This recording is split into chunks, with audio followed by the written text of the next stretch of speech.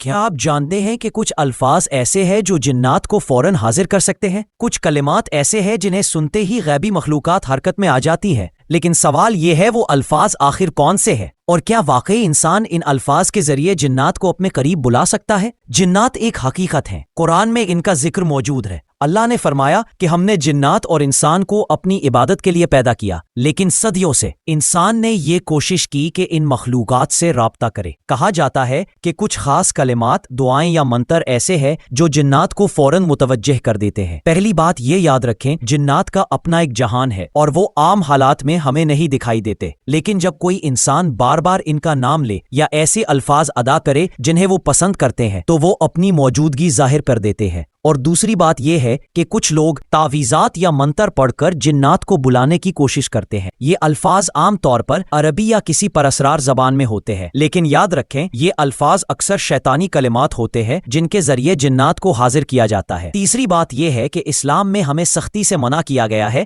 کہ ہم جنات سے دوستی یا تعلق قائم کریں، کیونکہ اکثر اوقات انسان سمجھتا ہے کہ وہ جن پر قابو پا رہا ہے، مگر حقیقت میں وہ جن اس پر قابو پا لیتا ہے۔ کہا جاتا ہے کہ اگر کوئی شخص اندھیرے کمرے میں مخصوص کلمات بار بار دہراتا ہے تو اچانک کمرے کی فضا بدلنے لگتی ہے، ٹھنڈی ہوائیں چلتی ہیں اور ایسا لگتا ہے جیسے کوئی ان کے قریب آ گیا ہو۔ کچھ لوگ تو یہ بھی دعویٰ کرتے ہیں کہ ان الفاظ کے بعد وہ سایہ دار مخلوق کو اپنی آنکھوں سے دیکھ چکے ہیں، لیکن یاد رکھیں اسلام ہمیں یہ سکھاتا ہے کہ جنات کو بلانے کے لیے نہیں بلکہ ان سے بچنے کے لیے قرآن پڑھیں۔ سورۃ الفلق، سورۃ الناس اور آیت الکرسی وہ اصل کلمات ہیں جو ہمیں ہر برے اثر سے بچاتے ہیں۔ یہ الفاظ جنات کو بلاتے نہیں بلکہ بھگاتے ہیں۔ تو سوال یہ ہے، کیا واقعی کچھ الفاظ جنات کو فوراً حاضر کر دیتے ہیں؟ جی ہاں، لیکن وہ الفاظ زیادہ تر شیطانی منتر ہوتے ہیں جن کا سہارا لینا انسان کے لیے تباہی کا سبب بنتا ہے۔ اصل طاقت اللہ کے کلام میں ہے۔ جو بندہ قرآن کے ذریعے اللہ کی پناہ لیتا ہے اس پر کوئی جن، کوئی سایہ اثر انداز نہیں ہو سکتا۔